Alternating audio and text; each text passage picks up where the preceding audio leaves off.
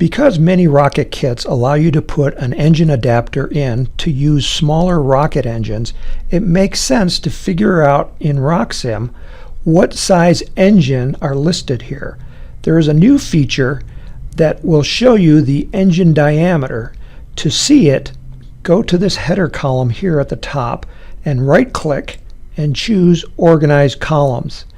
Then from the list, select Engine Diameters and click OK.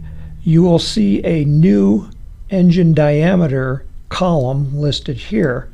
If you want to move it around, just click and drag it into the column position that you want it to go. And to adjust the size of the columns, just grab the column header and move them around.